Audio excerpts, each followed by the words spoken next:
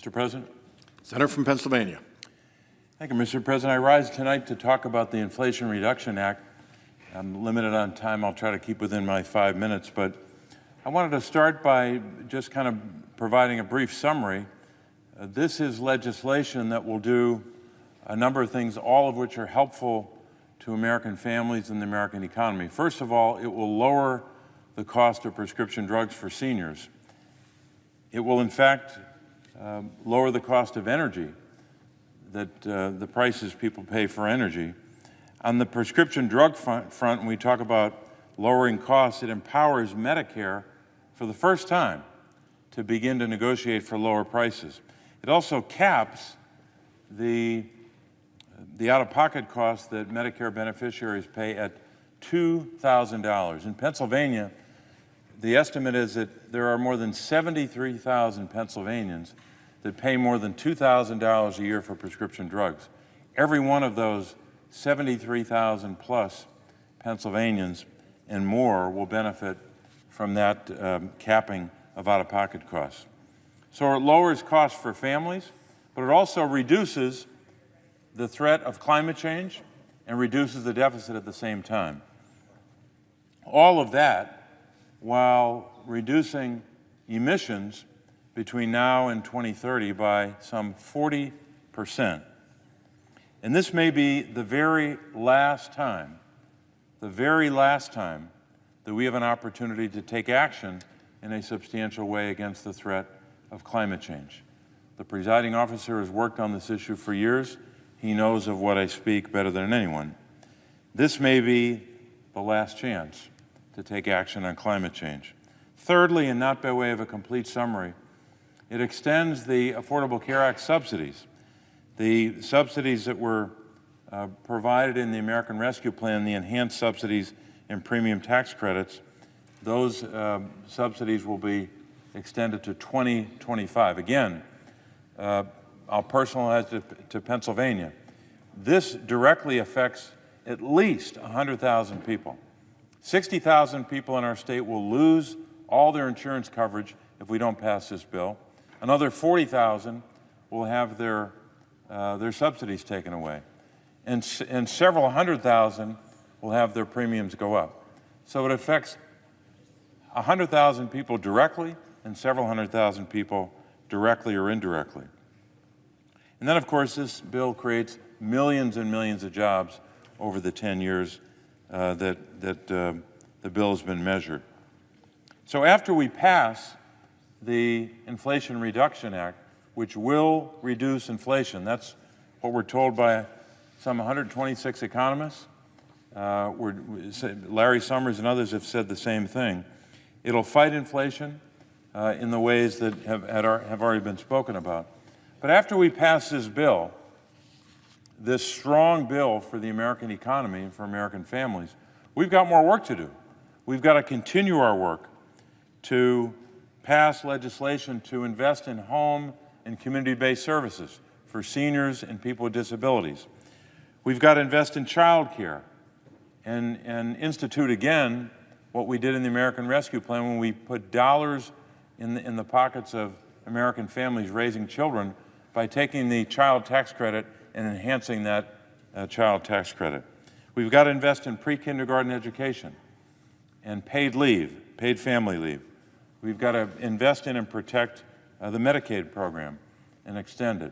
We've got so much more to do, and I'll just spend my remaining minutes talking about one issue, the issue I started with on that list, the home and community-based services issue.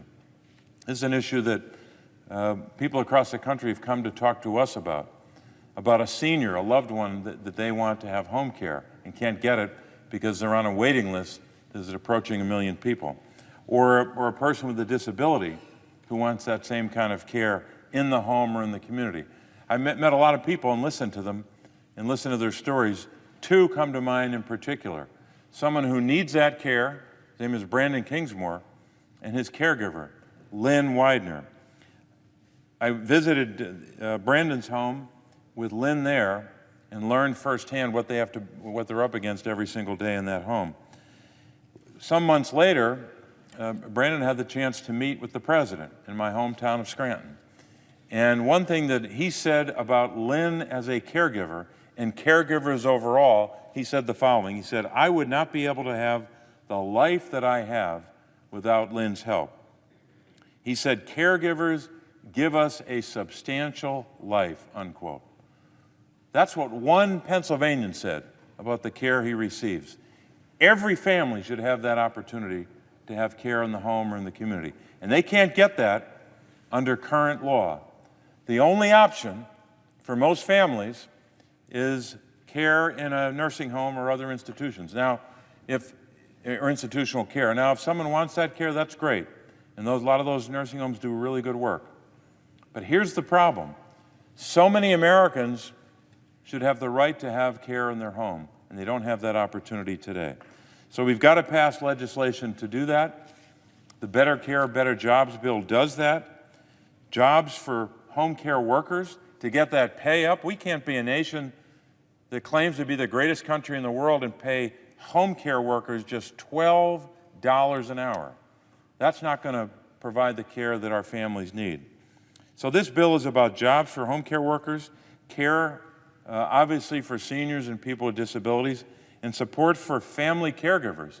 More than 50 million Americans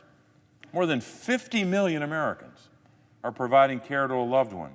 They're saving us money by doing that, saving the nation money, but they're caring for a family member out of an act of love. We've got to help them a lot more than we do. The last two more points I'll make. We can decide to go forward and just say your only option as a senior or person with a disability is to go to a nursing home or an institutional setting. If we continue to do that, the cost of that is $90,000 per person. Or we can invest in home and community-based services and not pay $90,000 per person. We can pay just $26,000 per American for that kind of care. So it has a huge cost benefit as well as the compelling moral argument that we should provide these opportunities. So, Mr. President, this bill we're going to pass tonight or tomorrow morning or wherever we pass it is a good bill for families, lowering cost, helping seniors with prescription drugs, and really moving forward on action against climate change. After it's passed, we're going to continue to work on these other issues. I want to end with this. I want to thank members of my staff who have particularly worked so hard the last 18 months on a range of issues, but in particular the ones who worked on home and community-based services, and will continue that fight with us. Stacey Sanders, Michael Gamel McCormick, Narda Apache, Josh Kramer, and so many others who have done good work, just like so many members of the staffs of so many senators here tonight. But let's get the Inflation Reduction Act passed tonight, and let's move forward on these other issues in the months ahead. Mr. President, I would yield the floor.